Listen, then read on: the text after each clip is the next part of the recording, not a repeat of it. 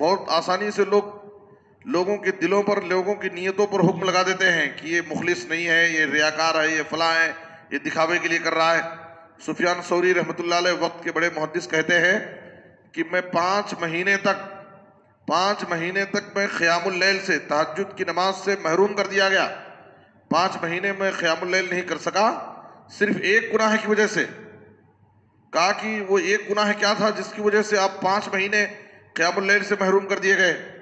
تو کہا رأیت رجلا یبکی فقلت فی نفسی انہ مرائن، ایک شخص کو میں نے دیکھا کہ وہ خوب رو رہا ہے، تو اس کے رونے کی کیفیت دیکھ کر کے میں نے اپنی جی میں کہا کہ یہ تو ریاکاری کر رہا ہے، ریاکار ہے، مکاری کر رہا ہے۔ تو میں نے اس کے دل پر حکم لگا دیا کہ ریاکاری میں رو رہا ہے، تو اللہ تعالیٰ نے مجھے 5 مہینے کی قیام اللیل کی عبادت سے محروم کر دیا بطور سزا۔ تو اس لیے کبھی بھی السلام علیکم ورحمۃ اللہ وبرکاتہ۔ بسم اللہ الرحمن الرحیم۔ عن ابی سعید الخدری رضی اللہ تعالی عنہ قال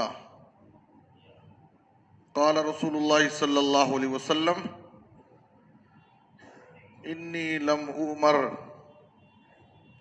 ان انقب عن قلوب الناس ولا ان اشق بطونهم، رواہ مسلم۔ محترم حضرات، اسلام کی تعلیمات میں ایک اہم اصول یہ ہے کہ ہم لوگوں پر ظاہر پر حکم لگائیں اور باطن کو اللہ کے حوالے کر دیں۔ ظاہری طور پر ایک شخص کلمہ گو مسلمان ہے، نماز روزے کا پابند ہے، مسجدوں کو آتا جاتا ہے، وضع خطا اس کا اسلامی نظر آتا ہے، مسلمانوں کے ساتھ اٹھتا بیٹھتا ہے، تو ہم اس کو مسلمان سمجھیں گے اور اس کے ساتھ جو مسلمانوں کے باہمی حقوق ہیں وہ حقوق ادا کریں گے۔ باطنی طور پر ایک آدمی کے اندرونی معاملات کیا ہیں، وہ اللہ کے حوالے ہیں، اس کا حساب کتاب اللہ کے ذمے ہے۔ بسا اوقات لوگوں کے نیتوں پر حکم لگا دیتے ہیں۔ کوئی آدمی بڑھ چڑھ کر کوئی کام کر رہا ہے، مسجد کی خدمت کر رہا ہے، دعوتی کاموں میں آگے آگے بڑھتا ہے، یا رفاہی کچھ خدمات ہیں اس کے، تو کچھ لوگوں کو دیکھنے نہیں ہوتا تو کہتے ہیں کہ یہ تو ریاکار ہے، اس کی نیت پر حکم لگا دیتے ہیں کہ یہ تو ریاکاری کر رہا ہے، دکھاوے کے لیے سب آگے آگے بڑھ کر رہتا ہے۔ تو یہ کون ریاکار ہے اور کون مخلص ہے وہ تو اللہ کو معلوم ہے۔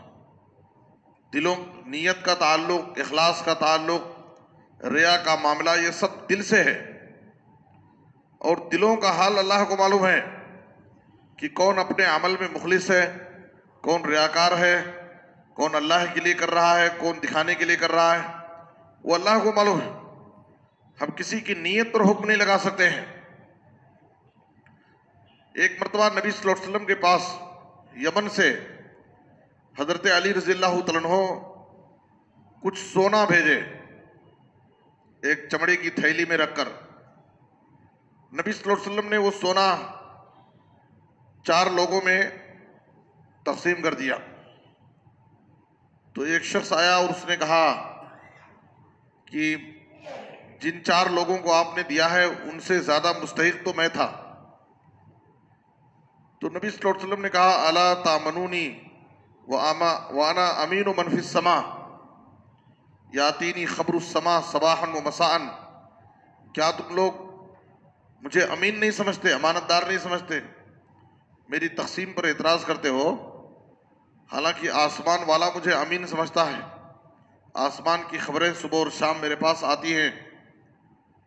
اس کے بعد ایک شخص مجلس سے اٹھا جس کے صفات نبی صلی اللہ علیہ وسلم نے بیان کیے کہ اس کی آنکھیں دھسی ہوئی تھی اندر کے حصے میں، اس کی پیشانی چوڑی تھی اور اس کے رخسار، اس کے گال بھی دبے ہوئے تھے، داڑھی کے بال گھنے تھے، سر حلق کرایا ہوا تھا۔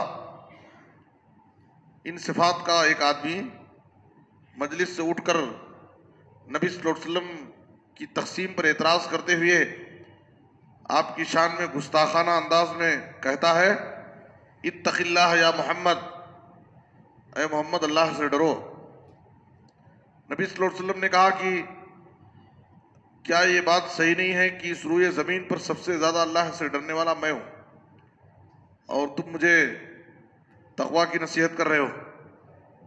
اس کے بعد وہ شخص جانے لگا تو نبی صلی اللہ علیہ وسلم مجلس سے خالد بن ولید اٹھے، صحابی رسول، اور کہا، اللہ کے رسول، الا اضرب عنقہ، آپ مجھے اجازت دیں میں اس کی گردن مار دیتا ہوں، بڑا گستاخ ہے یہ۔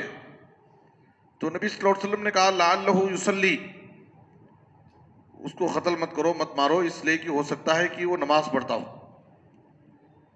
یہاں پر نبی صلی اللہ علیہ وسلم نے نماز کو معیار بتایا ہے ایک مسلمان ہونے کی، کہا کہ ہو سکتا ہے کہ وہ نمازی ہو، نماز پڑھتا ہو، نماز کا اہتمام کرتا ہو، اس لیے اسے قتل مت کرو۔ خالد بن ولید نے کہا، کم من مسلٍ یقول بلسانہ ما لیس فی قلبہ، کتنے ایسے نمازی ہیں جو باتیں وہ کہتے ہیں ان کے دل میں وہ بات نہیں رہتی، یعنی بظاہر تو مسلی ہیں، نمازی ہیں، لیکن ان کے قول و عمل میں بہت سارا تضاد ہوتا ہے۔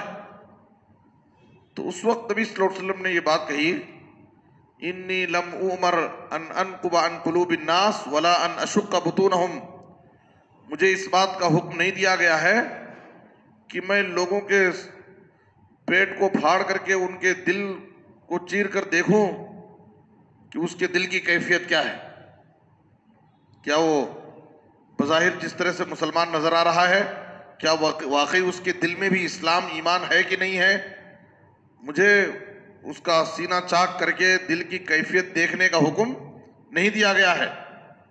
اس کے بعد نبی صلی اللہ علیہ وسلم نے کہا کہ یہ شخص جو جا رہا ہے، آئندہ آگے اس کی نسل سے کچھ ایسے لوگ پیدا ہوں گے جو قرآن کو بڑے خوش الہانی کے ساتھ بڑی اچھی آواز میں قرآن پڑھیں گے، لگتا ہے کہ ابھی بھی قرآن نازل ہو رہا ہے۔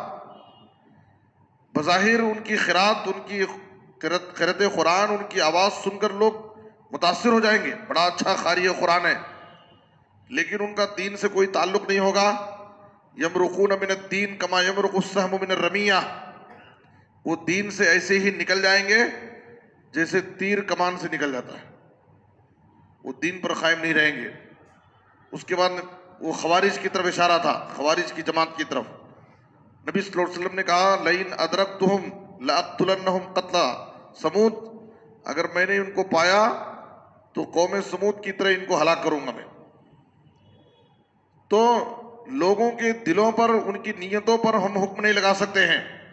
اسامہ بن زید رضی اللہ عنہ کو نبی صلی اللہ علیہ وسلم نے ایک سریہ میں بھیجا تھا، ایک کافر سے ان کا مقابلہ ہو گیا، جب اس کو مارنے چلے تو وہ کلمہ پڑھنے لگا، لا الہ الا اللہ۔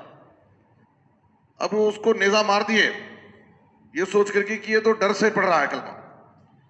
بعد میں ان کو تسلی نہیں تھی، دل بار بار ملامت کر رہا تھا کہ کلمہ پڑھ دیا تھا پھر میں اس کو تیر مارا۔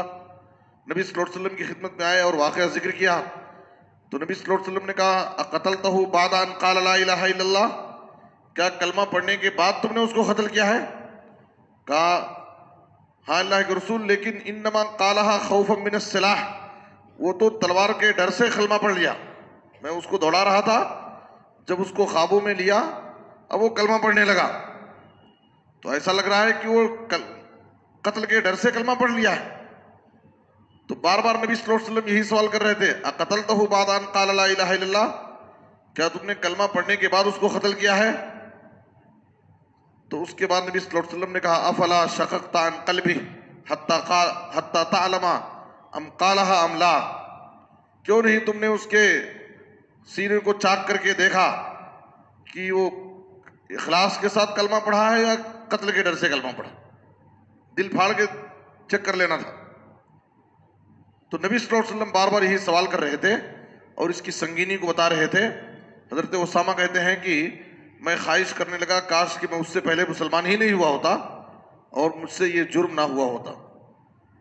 تو کسی کے بہت آسانی سے لوگوں کے دلوں پر، لوگوں کی نیتوں پر حکم لگا دیتے ہیں کہ یہ مخلص نہیں ہے، یہ ریاکار ہے، یہ فلاں ہے، یہ دکھاوے کے لیے کر رہا ہے۔